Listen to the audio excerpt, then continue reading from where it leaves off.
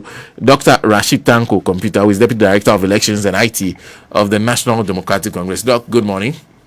Good morning, my brother. I hope you're well. I'm terrific. Now that, first, before we move on, I know that yourself and Mahdi are still holding on to your positions, but your boss is now Minister for Defense. Have you then become Director of Elections and IT? Boss is using the eagle eye to preside over the Ministry of Defense so that Ghanaians are safe, our borders are safe, airspace and the water bodies are safe. Just like how we're able to protect their mandate, the votes they've given to John Mama and the NDC, same that he's going to use the same eagle eye to protect Ghanaians so that we can have a sound sleep without the worry of any aggression coming outside. And so, be rest assured that we are still holding the fort on behalf of him. I mean, we are there. He's still our Director of Elections. He's still directors, and we are deputizing him. Well, having said that, your work is not by any stretch of imagination done. One of the areas, in fact, for Ablekuma North, as we speak, there's Dowan, who is member of parliament for the area. Your party candidate was initially declared. Now there are recollection being done. And I'm sure you've listened to the comments of Frank Anodompre, who is Minority Chief Whip. How do you respond to the things he said, that you're trying to forcefully, you are using force to ensure that their candidate, who he said won the elections, is not declared, and has called for NPP members to attack members of your party in the constituency? Very well. You see, yesterday, I indicated that the National Security Secretariat, NID, used to be called DNI, and the Ghana Police Service should immediately arrest Anodompre and his life for questioning. In fact, yesterday, after making such useless, careless statements, he should have been arrested and put behind bars. Because the gentleman threatened the security of the state by making such a very terrible statement that they should attack NDC members. We will not follow him to the gutters, but we issued a stern warning to them that, look, should they attempt to attack any NDC member, they will get equal force coming from us. Because we will defend our members. We are going to defend our members to the letter. No NDC member will be left alone if attacked. What kind of thing is this? Such a person is describing himself as an honorable member. I'm not surprised. You know, he's a fugitive. Anodompre is a fugitive. He's running away from the law.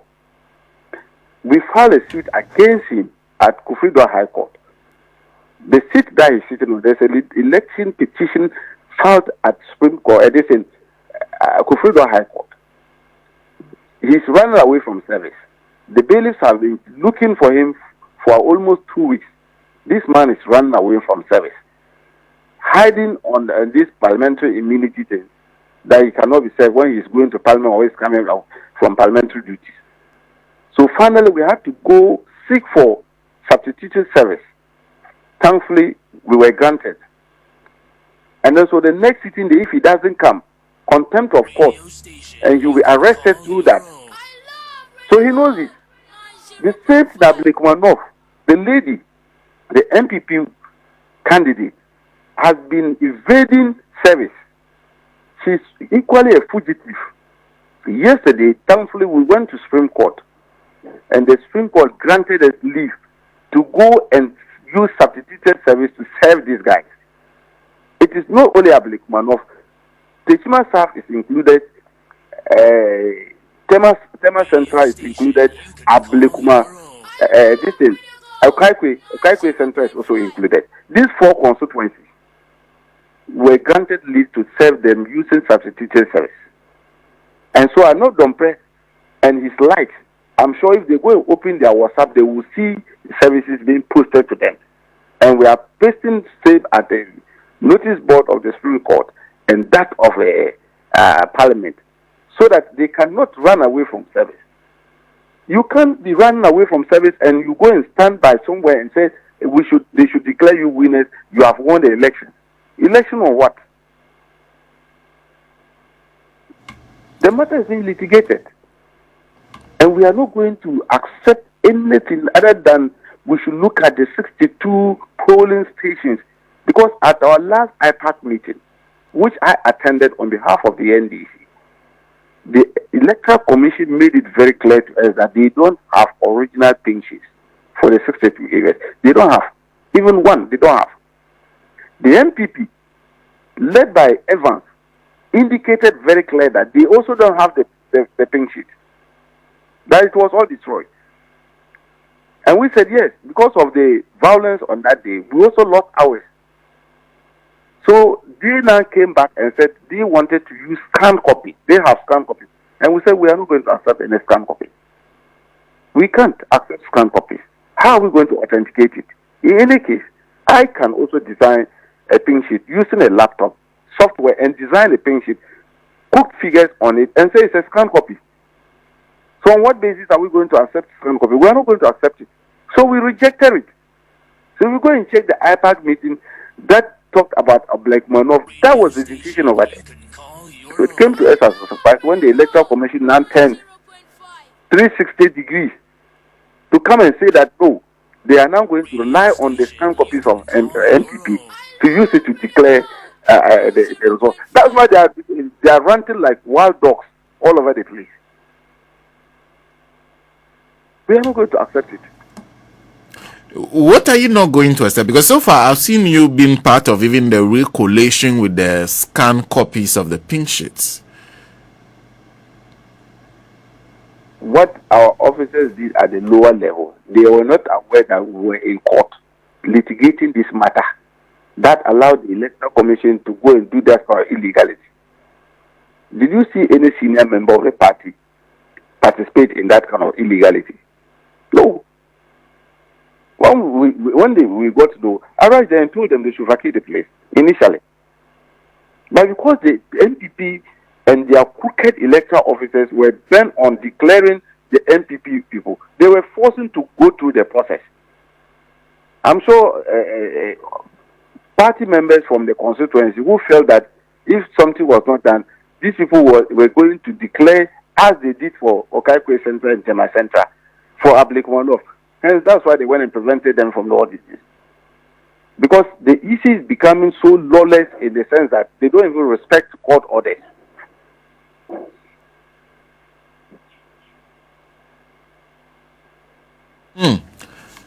So, what's the best resolution to this matter?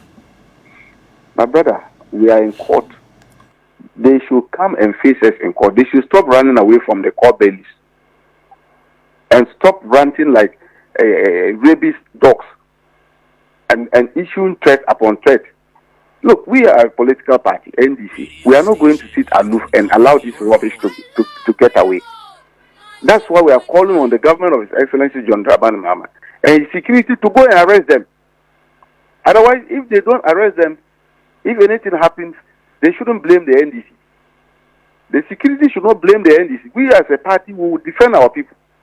Now that he has issued this threat and is inviting us to come into to meet him in the gutters, we won't follow him to the gutters, but we will defend our members.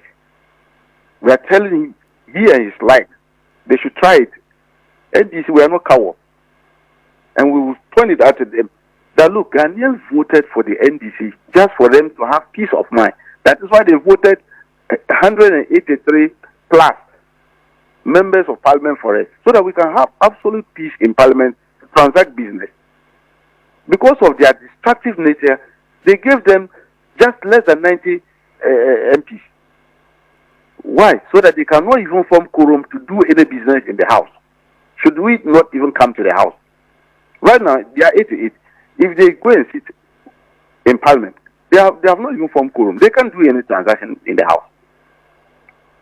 So why are they who allow this micro minority to disturb the peace of this country?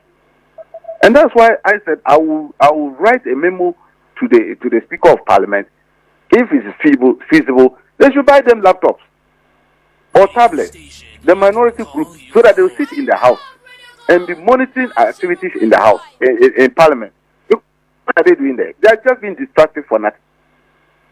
Insignificant number. They cannot add anything to that. So why are they worrying people?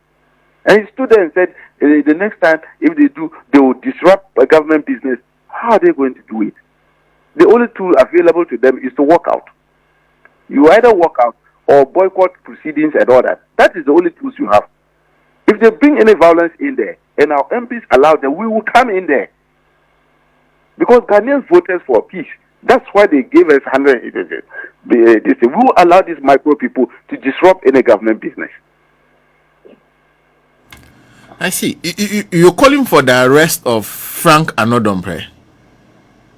Certainly. In fact, he has been arrested yesterday. He made certain statements, categorical statements. He said they should beat NDC members. That's one. He also said the NDC banned the ballot papers of Ablekumanov and other things. That's another thing. He also dared the IGP. He said they are going to attack the IGP. If you don't describe this statement as inflammatory, what statement are you going to describe as inflammatory? Such silly statements made by an honorable member. And when somebody describes him as silly, then he runs to Parliament that they should call the person to order to come and apologize. He should be arrested. Well, when you said you are in court, what are you asking the court to do? To quash the decision of the High Court that gives the Electoral Commission the orders to go in and do that kind of illegality they are endorsing.